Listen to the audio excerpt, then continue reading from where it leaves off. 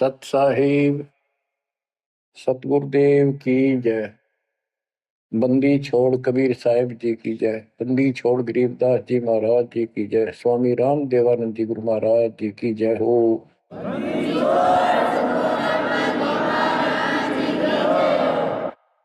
सर्व संतों की जय, सर्व भक्तों की जय, धर्मी पुरुषों की जय। श्री काशी धाम की जय, श्री सुडानी धाम की जय, श्री क्रोथा धाम की जय, श्री बरवाड़ा धाम की जय। सत साहिब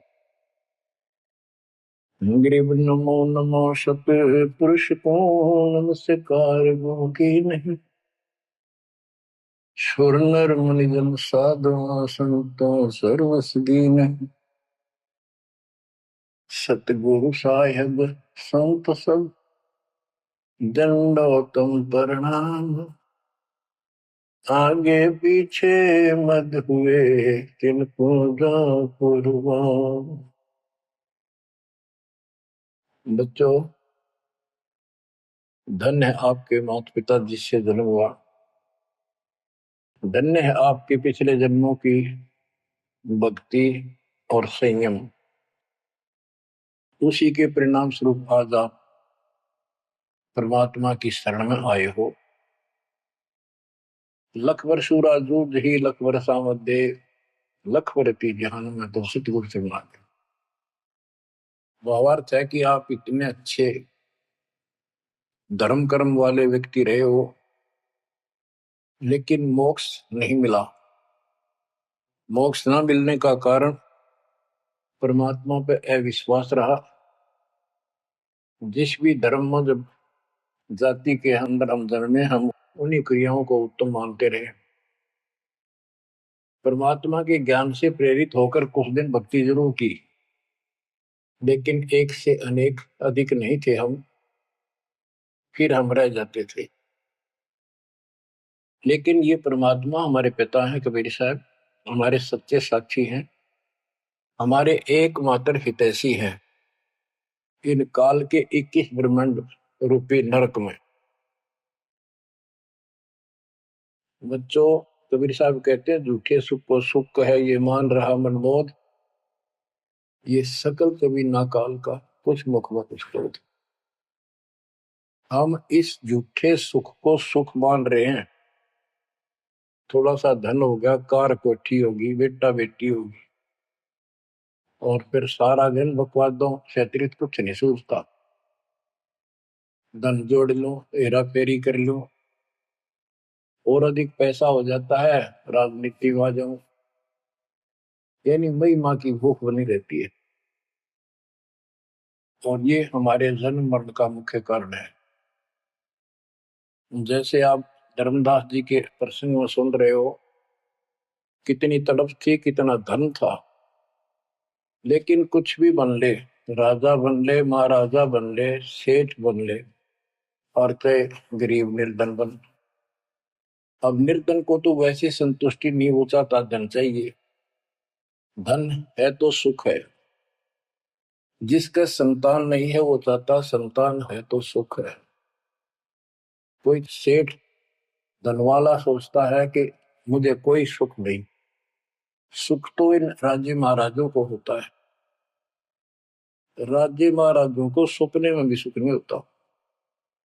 बच्चों, यह बात जिस दिन आपके हृदय में बैठ जाएगी कि ये सुख है ही नहीं, रात को भी नींद नहीं आती इन राजाओं को, नेताओं।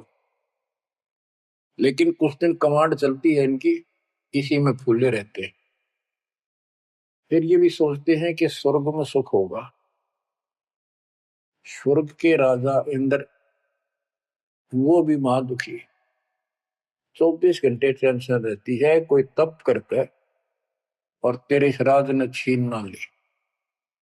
स्वर्ग का राजा नीचे यज्ञ करके या तप करके बनता है, और उसमें एक शर्त होती है कि तेरे शासन के दौरान, तेरे शासन काल में यदि कोई पृथ्वी पर ऐसा तप कर लेगा जो खंड ना हो, कुछ समय निर्धारित है, और 100 अश्वमेघ यज्ञ निर्बाध कर गया तो तेरी पदवी को छीन लिया जाएगा, उसको ये पद दिया जाएगा।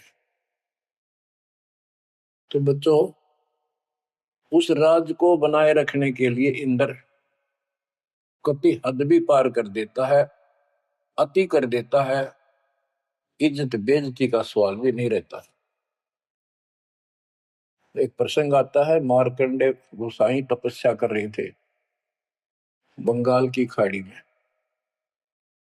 इंद्र को पता चला कि एक साधक मार्कंडे बहुत जबरदस्त तप कर रहा है और कुछ दिनों में उसका तप संपूर्ण होने वाला है और तेरी गद्दी जाएगी।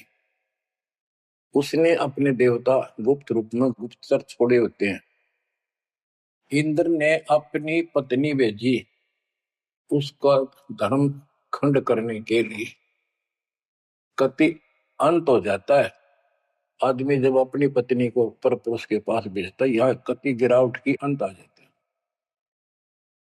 इतना जलील होना पड़ता है इस राज्य को बनाए रखने में, और वो भी हार जाती है। फिर इंद्र जाता है। ये लंबी कथा है, फिर कभी बताएंगे। मार्कंडे ऋषि इंद्र की पदवी को टारगेट करके तप नहीं कर रहा था। ये ऋषि क्या करते रहते हैं, ओम नाम का जाप करते हैं और तप करते हैं। तप तो इन्होंने ब्रह्मा जी से लिया। ब्रह्मा जी कमल के फूल पर बैठे थे। जब वो होश में आए, कमल जल पे होता कमल का फूल, सब जगह जल ही जल था। आकाशवाणी हुई कि तप करो। यह आकाशवाणी उसने भगवान की मानी। 1000 वर्ष तप किया। फिर आकाशवाणी हुई सृष्टि रचो, यानी जीव उत्पत्ति करो। तो कहने का भाव ये है बच्चों, फिर बाद में इनको वेद मिले, ब्रह्मा ने वेद पढ़े। ये सारे ब्राह्मण ब्रह्मा की संतान है। इनका सबका गुरु ब्रह्मा जी है। ब्रह्मा जी ने इनको बताया ओम नाम का जाप वेद में लिखा है। बच्चों, ब्रह्मा जी ने वेदों को पढ़ा। उसमें यजुर्वेद अध्याय 40 मंत्र 15 में ओम नाम है। चारों वेदों में कहीं और दूसरा नाम नहीं, ना दोबारा ओम नाम का जिक्र है। तो इन्होंने ओम नाम तो वेदों से ले लिया और तब आकाशवाणी मान ली भगवान की ब्रह्मा जी ने। तो ऋषियों ने उसी आधार पर साधना की। मार्कंडे भी वही डले हो रहा था। उसको इतना जरूर पता था कि इंद्र का राज एक अन्य गानी ओम के जाप से ब्रह्मलोक प्राप्ति होती है। तो वो ओम नाम का जाप करता था, उधर से वो तप भी करता था। ओम नाम के जाप से ब्रह्म लोक प्राप्त होता है। गीता अध्याय 8 श्लोक 13 में गीता बोलने वाला प्रभु कहता है, ओम इति एक अक्षरम ब्रह्म विवहारं माम अनुस्मरण ये पर्याति पदम देहम स याति परमाम गतिम। मुझ ब्रह्म का केवल एक ओम नाम है, जो इसका अंतिम सांस तक भक्ति करते हुए शरीर छोड़ के जाता है, वो ओम नाम से मिलने वाली परम गति यानी ब्रह्मलोक को प्राप्त होता है। ब्रह्मलोक प्राप्त होता है, ये कहां प्रमाण है? श्री देवी महापुराण। श्री देवी जी दुर्गा जी राजा हिमालय को बताती है। राजा हिमालय कहता है जी मुझे मोक्ष मार्ग बताओ। वो देवी का परम भगत था। देवी ने राजा हिमालय को बताया कि ओम नाम का जाप कर इससे ब्रह्म की प्राप्ति होगी। दिव्य आकाश रूपी ब्रह्म लोक में रहता है। इति सिद्धम, ओम नाम के जाप से ब्रह्म लोक प्राप्ति है। गीता अध्याय 8 श्लोक 16 में लिखा है कि ब्रह्म लोक में गए साधक भी पुनरावृत्ति के अंदर है, दोबारा जन्म मृत्यु में आते हैं। अब जो साधना कर रहा है उसको कति उत्तम मान के कर रहा है, ना तो करे को नहीं, इच्छा ही नहीं बना उसकी। बताओ, इनको ये नहीं बता तुम कर के रहे हो, इसका प्रतिफल क्या हो। एक कथा सुनाऊं, छोटा सा चुटकुला, सच्चाई है, चुटकुला नहीं, उदाहरण।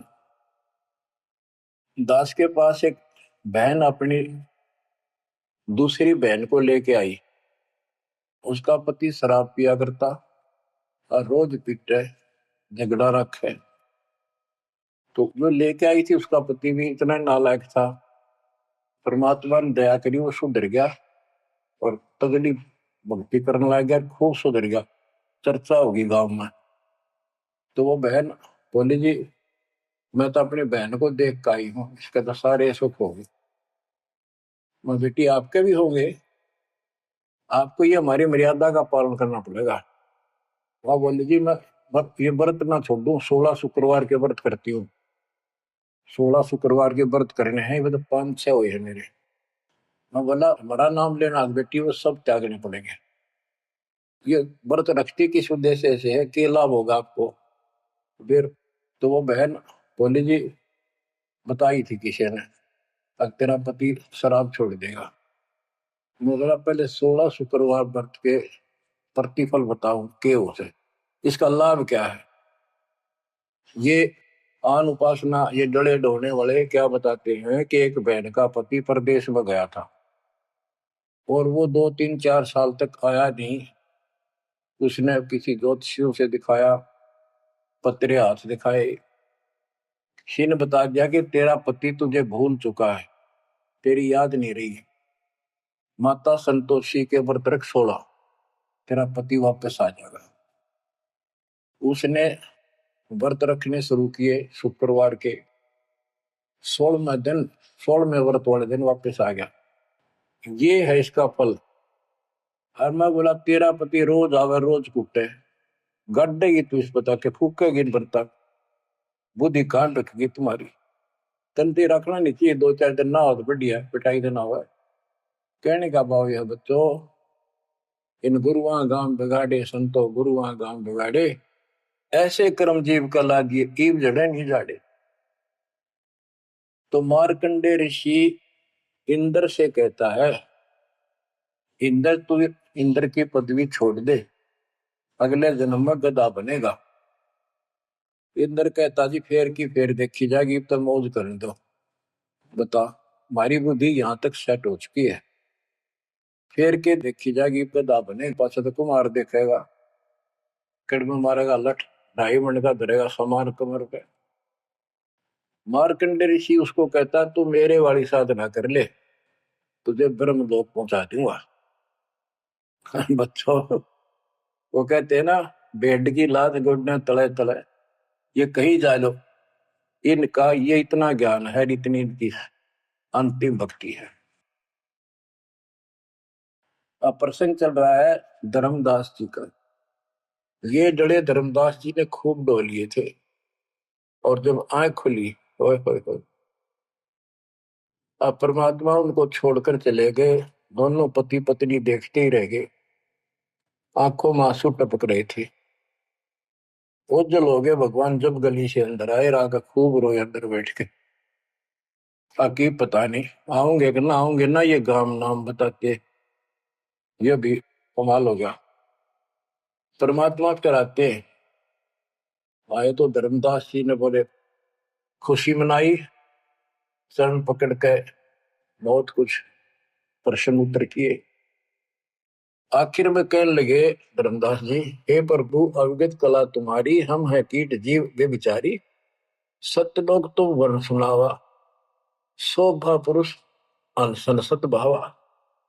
हे परमात्मा आपने सतलोक बताया, आपने परमात्मा की शोभा बताई, रहने वाले हंसों का भी बड़ा गजब का सुख बताया।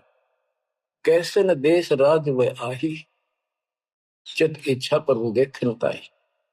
कि वो कैसा देश है, कैसा लोक है, मेरा मन करता है उसने देखो।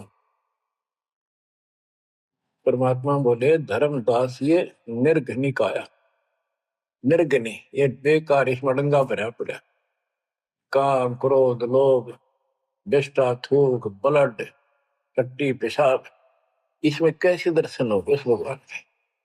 मैं जो बताता हूं तू ऐसे भक्ति शुरू कर दे, और जब शरीर छोड़ के जाएगा तो आपको परमात्मा के दर्शन हो जाएंगे। वहां सतलोक भी देखिए, वहां सारे अपने बहन भाइयों में खुशी करे ना। धर्मदास निर्गनिकाया, ये तन पुरुष दरस के में पाया, इस तन में भगवान कैसे दिखेगा। तन ठीक का जब पूरा हो भाई, सतलोक तो देखो जाए। जब ये तेरा शरीर का समय पूरा हो जाएगा जीवन, फिर इसको छोड़ के सतलोक देख ली जाके। धर्मदास के चरण निहोरा, हे प्रभु दर्शा मिटाहो मोरा। शरण टेक प्रभु विनवै होही, पुरुष दर्श बिन कल नहीं मोही। दोनों चरण पकड़ के धर्मदास ने बोला, ये भगवान एक में दिखा दो, मेरी यह भगवान के दर्शन की प्यास मिटा दो, उसके दर्शन बिना मुझे एक पल भी चैन नहीं होगी। परमात्मा बोले, भाई मैं ही हूं प्रभु, सारी सृष्टि का मालिक मैं हूं, मैं आपका गुरु हूं। दीक्षा दी धर्मदास जी को मेरे, मैं आपका गुरु हूं, मैं आपका भगवान हूं, मैं सत्पुरुष हूं और मेरा ही नाम कबीर है। लेकिन उसके आवाज समझ में नहीं आई और बार बार यही कहने लगा, भगवान के दर्शन करा दे, भगवान के दर्शन करा दो जो मेरी आत्मा मानेगी। बच्चों विचार करो, पहले हम किसी की भी भक्ति शुरू कर दी, राम की, कृष्ण की, शंकर भगवान की, विष्णु भगवान की, किसी की भी, और सब स्वर्ग बताया करते। कदे इस मन भाई का अगला स्वर्ग दिखाओ, हमने जब मानूंगा। पर जब ठीक ठिकाना आता है, ये मन अड़ियल घोड़े की तरह अड़का खड़ा हो जाता है। तीसरे केवल बकवाद करवानी, अच्छे राह पर लगते समय सौ वादा पैदा करता है। ये मन अड़ रहा था। गुप्त भय प्रभु अविगत ताता, धर्मदास मुख आवन बाता। जब इतनी जिद करी, परमात्मा अंतर ध्यान हो गया और धर्मदास वो खोले रह गया, ना हाँ करे ना बोले, या के बड़ी क्या कहने लगा, मैं मति हीन कोमती मोहि लागा, मोहि समकोल है जग में बागा, मैं मूर्ख प्रतीत न कीना, अस साहिब के मैं नहीं चीने। अब कौन विधि दर्शन पाऊं, दर्शन बिना मैं प्राण गवाऊं। चरणोदक बिन करुण अग्रासा, तदो शरीर कह धर्मदासा। अब क्या कहता है, मैं बड़ा निकम्मा, मैं दुष्ट आत्मा, मतिहीन, कितना मुंह ला लिया भगवान ने मेरे को, और देख मैं कितनी जिद कर गया, मेरे जैसा निर्भाग धरती पर नहीं। मैं मूर्ख, मैंने भगवान पर विश्वास नहीं किया, फिर वो बुरी तरह। इस मन की यह गंदी आदत है। अब कौन विधि दर्शन पाऊं, दर्शन बिना मैं प्राण गवाऊं। चरणों तक बिन करो न ग्रासा, जब लगूं के चरण धोकर नहीं पी लूंगा मैं, अन्न नहीं खाऊं। तजो शरीर कह धर्मदास, नहीं तो मरूंगा। दिवस सात लग अन्न न खावा, भजन अखंड नाम लोला। जो नाम दिया था उसमें डट के भक्ति करता रहा, ना कुछ खाया ना पिया। सातवें दिन पर वो प्रगट दिखाए, धर्मदास पद गए उपलाए। सातवें दिन परमात्मा आए, धर्मदास ने पैर तरफते हुए पड़े पड़े ने पैर पकड़ लिए। दृढ़ श्वासा निपट अधीरा, पड़े चरणन में अक्षीण शरीरा। शरीर बहुत कमजोर हो गया था, धरती में पड़े पड़े न सरक के वाले के चरण पकड़ लिए। कर गए साहिब तही उठावा, शीश हाथ दे अंक मिला। परमात्मा ने उसके अपने हाथ का सहारा देकर उसको खड़ा किया और फिर अपने सीने से लगाया। धर्मदास चरणोदक लीना, चरण पखार आचमन कीना। धर्मदास ने फिर उठ के जल लाया, परमात्मा के चरण धोकर पिए। परमात्मा बोले, हे धर्मदास, प्रसाद कुछ पाओ, कुछ खा लो। कर प्रसाद तो मुंह पे आओ, मेरे पास आओ फिर तो, और फिर मैं तुझे सारा ज्ञान बताऊंगा। तो धर्मदास ने जल्दी जल्दी कुछ खाया। उसका ये टेंशन थी कि चले ना जा। थोड़ा बहुत खाया, पानी पी कर पटदे से आगे बैठ गया। धर्मदास का शरनाई, सुन प्रभु अगर अपार, 7 दिवस कहाँ रहे, कौन देश पगडार। तो परमात्मा से पूछने लगा, है भगवान आप कहाँ रहे, कैसे कैसे रहे, कहाँ गए। फिर उसी बात पर आकर गया, हे प्रभु चिंता गण करो मोरा, पुरुष दर्श देव करुण होरा। मैं हाथ जोड़ू, आपके निहोरे निकालूं, मुझे भगवान के दर्शन दिखा दे। परमात्मा कहते, धर्मदास ये हट का कर हो, मानो शब्द शीश पर धर हो। मैं तो कहूँ वो मान ले तू, हमरे गहे पुरुष पे जय है, बिना गहे वो हजार न पे। अब मेरे नाम को तो ठीक से जब, मैं मिल गया गुरु के बिना उस भगवान की प्राप्ति नहीं हो सकती। हमसो पुरुष ऐसा आही, जल तरंग जल अंतर नाही। कि भगवान मेरे में इतना अंतर समझ ले, इतना भी अंतर नहीं है। जैसे समुद्र से लहरें उठती है, लहर और जल अलग नहीं होता। बच्चों, धर्मदास जी को खूब समझाने की चेष्टा की कि हमरी सूरत गहो चितलाई, तभी पुरुष पथ दर्शन पाई। मेरे को भगवान रूप समझो, तब मालिक की प्राप्ति होगी। से हृदय प्रतीत असाने, गुरु और पुरुष भिन्न नहीं जाने। गुरु और परमात्मा को अलग नहीं समझा, तो शिष्य में ऐसी श्रद्धा होनी चाहिए। जब लो चित असरीति ने आवे, जब लग ऐसा भाव नहीं होगा, तब लग जीव लोक नहीं सतावे। धर्मदास चित बहु सकाने, चरण टेक वो विनती ठाने। सारा कुछ कह लिया भगवान ने, पर उसने अपनी बात को ऊपर रखा। परमात्मा भी चाहते थे कि मैं एक अपना आई विटनेस तैयार करूं। हे प्रभु, सत कहो तो पाही, तुम ते कुछ तुस्ताई नहीं। मोरे तुम पुरुष हो स्वामी, यम ते छुड़ाओ अंतर्यामी। हो प्रभु, वर्णव लोक की शोभा, ताते आदि मोर मन लोभा। आपने इतना सुंदर लोग बताया, वहां के इतने सुख बताए, तो इसलिए मैं देखना चाहता हूं। तब लीला बहुत हम देखा, आपके चमत्कार मैंने बहुत देख ली। पुरुष दर्श बिन रह ये रेखा, भगवान के दर्शन नहीं कर लूंगा, इतना मेरे मन का दोष निकले नहीं। जो किंकर पर हो दयाला, तो छिन में होएगा पुरसाला। कि मेरे दिल का कांटा जब निकलेगा, जब आप यह दया कर दोगे। तब परमात्मा ने कहा, धर्मदास ठीक है, चलो। बच्चों, उस समय परमात्मा कबीर जी और धर्मदास अकेले, उसके एक बगीची सी थी, उसमें थे, दोनों ही जने थे। धर्मदास जी की आत्मा को लेके परमात्मा ऊपर चले गए। पीछे से लोगों ने देखा, घर वालों ने जाके देखा, धर्मदास आया नहीं, क्या हो गया। वो बेहोश पड़ा, जैसे कोमा में होता है, मरा नहीं। 3 दिन तक ऐसा रहा। मालिक को ऊपर लेके गया। धर्मनी जो ऐसो चितके ना, तन तद चल लोक प्रवीणा। छोड़ इस शरीर को, चल मेरे साथ। राखो तन गौर ले हंसा, ता पहुंचे जा काल ही संसा। क्षण एक में पहुंचे जाई, अवगत लीला लखे को पाए।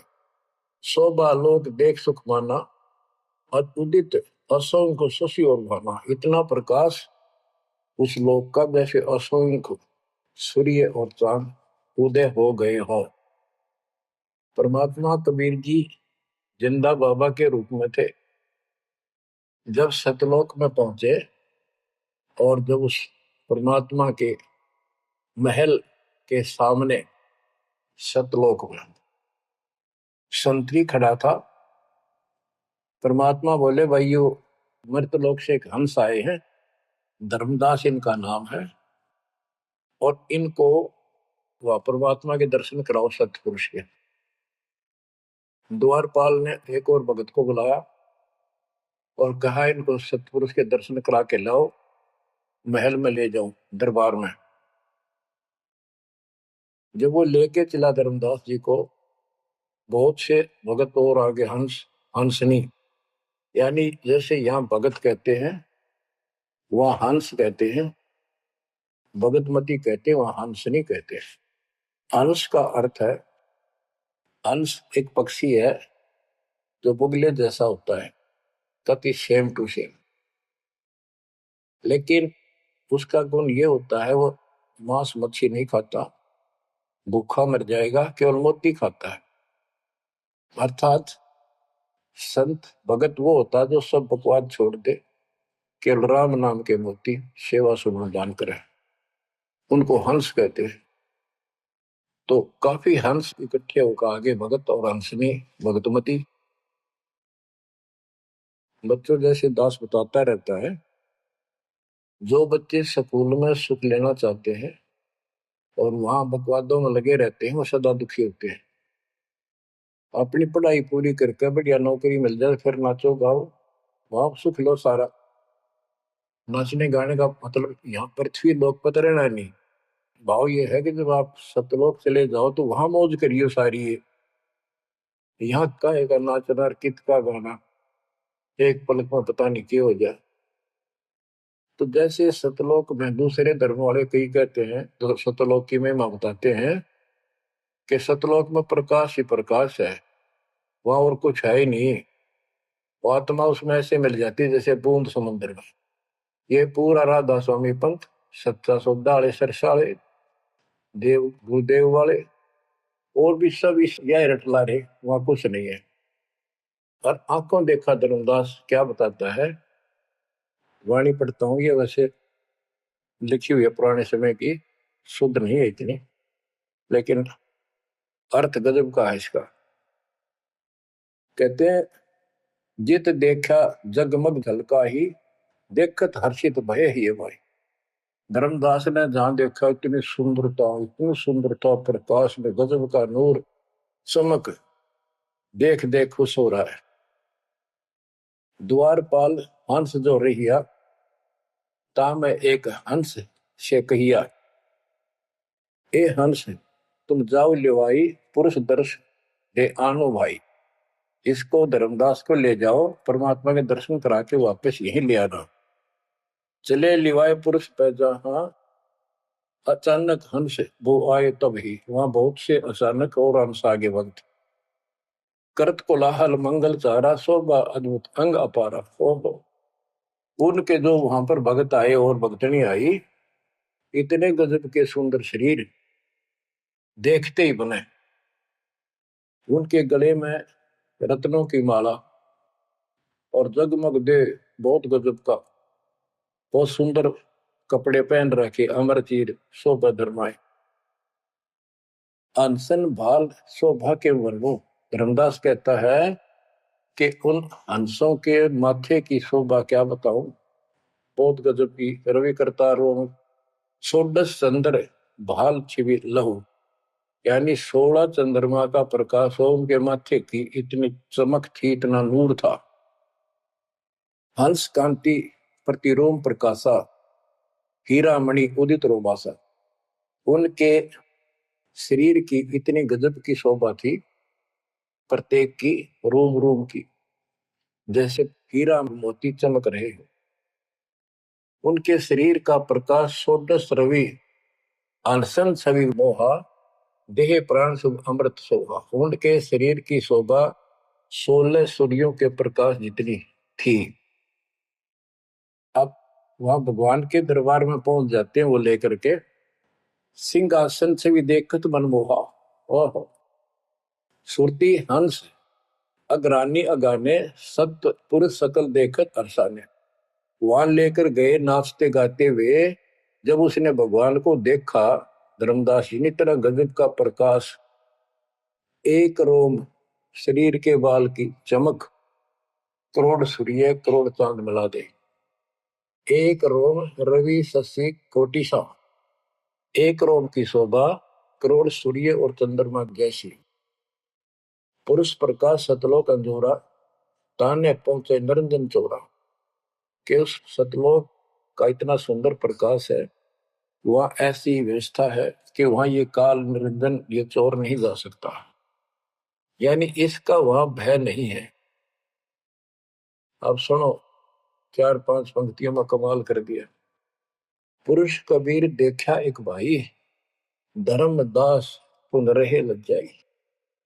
वहां पर परमात्मा तो सतलोक का मालिक, असंग ब्रह्मांड के तकत पर सिंहासन पर विराजमान था, वो वही सूरत थी उनके साथ धरती से नीचे से आया था। ओहो, देखो ये तो लिखा कबीर सागर में, ये वो सुना रहा हूं।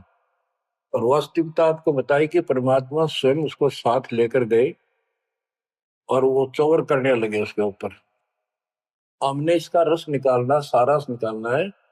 कबीर सागर का बहुत अड़ंगा कर रखा है इन्होंने, फिर भी हमने निष्कर्ष देखना है जब धर्मदास जी ने देखा कि ये कबीर इनका सेवक है और ये है भगवान, उसमें रूप दो थे। जब परमात्मा खड़े हुए और जिंदा बाबा वाला रूप उस तख्त पर विराजमान हुआ, बच्चों जिसको धर्मदास भगवान मान रहा था वो खड़े हुए सतपुरुष और परमात्मा जिंदा बाबा वाले वेश सिंहासन पर विराजमान थे, और वो चवर लेकर खुद परमात्मा उस कबीर जिंदा बाबा पर करने लगे। धर्मदास का आश्चर्य का ठिकाना नहीं कि अभी भगवान यो है कि ये है। इतने में वो जिंदा बाबा में समा गए जिसको वो सतपुरुष दिखाई दे रहे थे, और वो शोभा जो कि तू जिंदा बाबा वाले शरीर की होगी। अब कहते पुरुष कबीर देखा एक भाई, धर्मदास बहुत ही लज्जाई, वहां मुझे प्रतीत नहीं आई, हे परमात्मा कैसी कुमुख हिम्मत छाई। धर्मदास कहता हुआ मुझे विश्वास नहीं हुआ, ये महाराज कह रहे थे भगवान मैं परमात्मा हूँ, मैं सारी सृष्टि का रचने वाला हूँ, मेरा नाम कबीर है, असंग ब्रह्मांड का स्वामी हूँ। अब धर्मदास जी कहते हैं भगवान कबीर पुरुष एक यहाँ छिपाए, सत्य पुरुष जगदास का है, धाये चरण गो अति सकुचाई, हे प्रभु हम परिचय तब पाई। हे परमात्मा अब आपको मैंने पहचान लिया, ये शोभा कस वहां छिपाओ और कस नहीं जग में प्रगट दिखावा। आपने ये शोभा वहां क्यों छुपा रखी है, वहां क्यों नहीं दिखाते इष्ट लीला को, ये अपनी असलियत को, आपके वास्तविक शरीर की शोभा को। परमात्मा बोले धर्मनी जो वही छवि जग जाऊं तो ही विकल निरंजन राव, यदि मैं इस शोभा युक्त नीचे जाऊं तो काल निरंजन पागल हो जाए। और मैंने उसको वचन दे रखा है कि मैं अपना ज्ञान समझा के जीव को लाऊंगा। और वैसे बच्चों परमात्मा आज हमने ले जा, हम टिक नहीं सकते वहां पर, भूल जाओ इन बातों, ये तो कहने की बातें हैं। उदाहरण देता हूँ, कबीर साहब कहते हैं हम मोहम्मद को वहां ले गए, इच्छा रूपी सतलोक निरे हो, उल्ट मोहम्मद महल उठाया, दूध धीरे धीरे कलमा था। यानी हम हजरत मोहम्मद जी को ऊपर लेके गए थे कि ये समझ गया तो इन सब ने जो इसने लाखों तैयार कर रखे सबको बता देगा। लेकिन नीचे प्रभुता घनी होगी थी, संगत उबत खूब होगी थी इसकी, और उसके ऊपर प्रभुता पाके भूल गया भगवान को, नहीं इच्छा हुई तो वापस छोड़ दी। उस दिन पाछे आप भी मर गया और वहां प्रभुता भी रहेगी। काल का इतना अजब गजब जाल है बच्चों।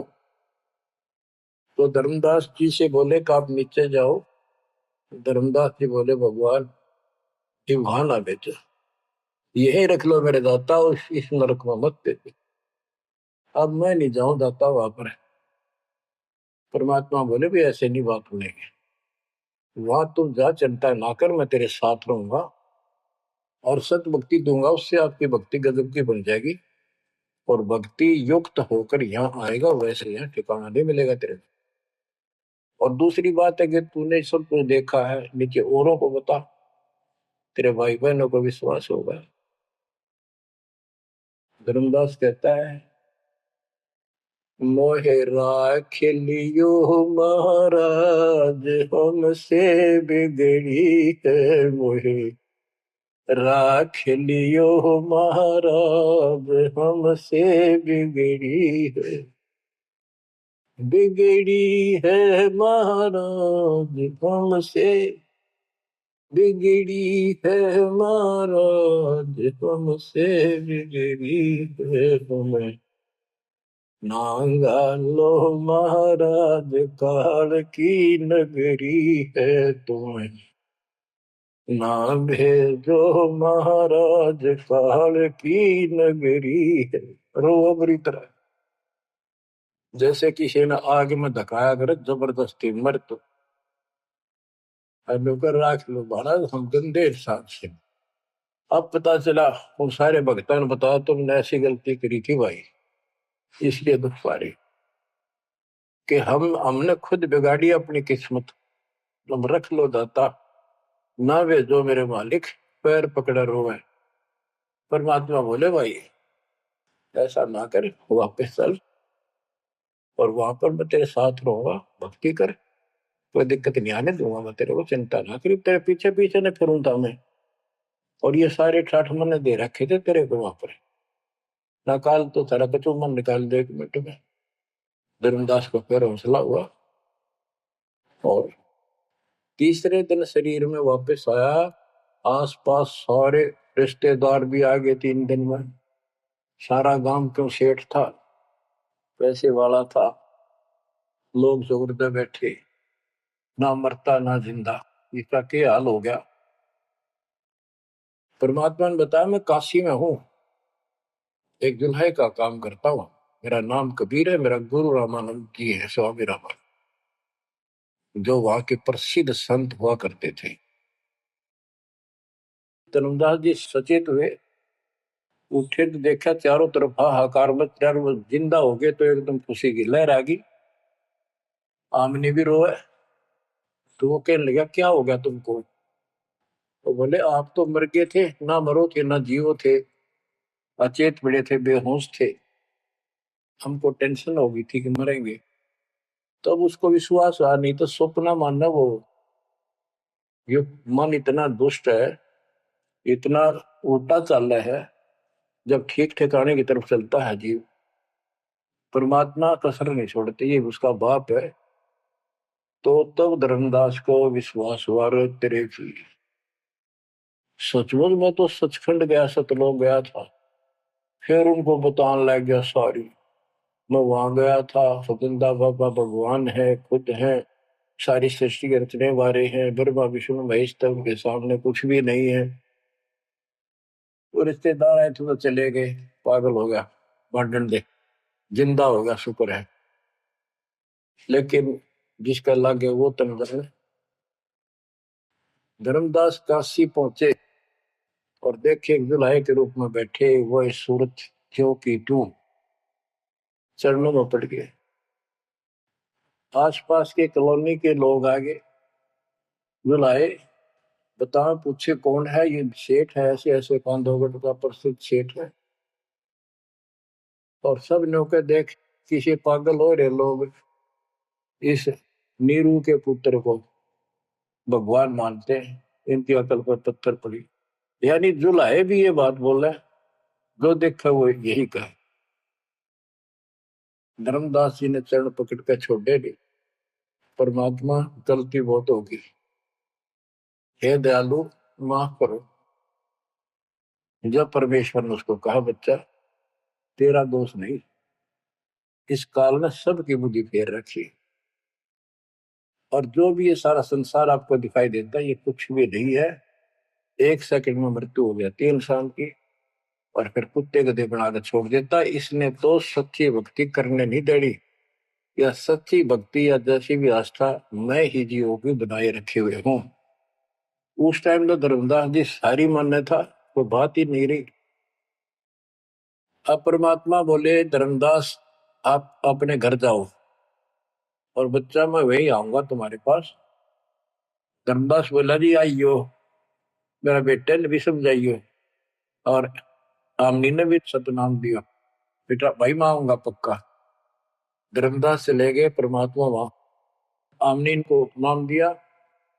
और धर्मदास जी बोले जी मेरा एक पुत्र है नारायण दास, उसको भी समझाओ। धर्मदास जी ने नारायण दास बुलाया, क्या जा भाई, गुरु जी आई, भगवान आ रही है। बैठ गया, परमात्मा ने जो ज्ञान सुनाया उठ के चल पड़ा। फिर बुलाए तभी नहीं आया, अगली बार भगवान ने खूब कह लिया, बुला लिया भाई तेरे बेटे ने नाम दे दूंगा। धर्मदास गया, बेटा आजा, नारायण दास कल्याण हो जाएगा, काल के जाल में फंस गई। वो कहता पिताजी आपकी मति मारेगी, इस जो लाए ना आपको बुद्धि भ्रष्ट कर दिया, देवताओं को छोटा बताता है ये देवताओं की निंदा करता है, मैं ना इसके दर्शन भी करूं। धर्मदास ने खूब कह लिया पर लड़का मानना नहीं। धर्मदास जी रोने लग गया महाराज के चरणों में। दाता एक का पुत्र मेरा हरियो काल के मुंह में जाकर दया करो दाता, इसको शरण में ले लो दाता। हे भगवान, मैं बहुत दुखी हूं। परमात्मा बोले बेटा मैं समझाऊं तू समझावे और इसकी माँ समझावे, कि तुम्हारे से ज्यादा इसका हमदर्द कौन हो सकता है। जब ये आपकी नहीं मानता तो भाई इसको छोड़ दो। ये महाराज ने के छेड़ा जाता है, ये महाराज समझाओ इसने। परमात्मा बोले भाई यो काल का दूत भेज रखा तेरे घर पे, कति चौगर ते तो बांध रखा तू, या बात मान ले मेरी। अब काल का दूत का धर्मदास का दुख हुआ इस बात का। आए इकलौते पुत्र ने गुरु जी काल का दूत क्यों बतावे है। परमात्मा बोले कि तेरा बेटा कहां पर है, उसको एक बार ले आया यहाँ पर। धर्मदास बोले बेटा चल, तो कुछ ना सुनिए, बैठ जाओ बस। वो आ गया। परमात्मा ने उसकी तरफ ऐसे आशीर्वाद वाला हाथ किया और धर्मदास से बोला देख ये है तेरे बेटे की बॉडी के अंदर, इस शरीर के अंदर यू काल बैठा। उसका शकल देखी उसने छोरे के अंदर से, वो वास्तविकता थी उसको काल के दूत की। ओछा माता, लंबे दूत, विकराल शरीर। परमात्मा बोले यू बैठा इसके अंदर, यू काल का दूत है, ये कभी भी नाम नहीं लेगा ना तेरे साथ चलेगा। जब धर्मदास बोला नारायण दास है, जा बेटा जा, जा कर ले काम कर ले काम। चरणों में पड़ गया, भगवान मेरा तो बीज नष्ट हो गया, हे भगवान मेरा तो वंश ऊपर चलेगा, बताइए काल पैदा हो गया मेरा तो। परमात्मा बोले वंश ने के चाटेगा, तू पीछा छुटवा ले यहाँ से बेटा, क्या करेगा इस वंश का। ये तो काल खाई खुराक का पहन पोशाक का यम का बकरा पड़ता है, लेकिन हमारा तो रंग चढ़ रहा है। लोग के कहेंगे, फलाना के कहेगा, संतान ना हुई तो संपत्ति का कैसे होगा। कई बीमारी बांट रखी है, कई रोग ला रखे काल। परमात्मा बोले ठीक है, तेरे को मैं अपना बच्चा अपना हंस भेजूंगा, और आज से 1 साल के बाद तेरे घर में पुत्र उत्पन्न होगा, उसका नाम चूड़ामणि रखना। उस समय बताते हैं धर्मदास की उम्र 80 साल की हो चुकी थी और आमनी देव भी वरदौलिये थे। ये धर्मदास के आप विश्वास हो, ये मालिक हे परमात्मा इस उम्र में कैसे बच्चे होंगे हमारे, हम तो कति व्यर्थ हो चुके हैं। तब दाता ने कहा देख उधर देख, तेरे आंगन में एक छोटा सा बच्चा ऊपर से आया, आंगन में हाथ पैर मारे नो, एक पत्ते के ऊपर लेट गया आके, साथा है वो पत्ता उसको, ये तेरे घर में 1 साल के बाद आ लेगा। इतने बहुत ध्यान हो गया, कुछ विश्वास कुछ अविश्वास, परमात्मा की दया हुई। आमनी को गर्भ रहा, 9वें महीने 10वें दिन बच्चा हो गया, नाम चूड़ामणि रखा।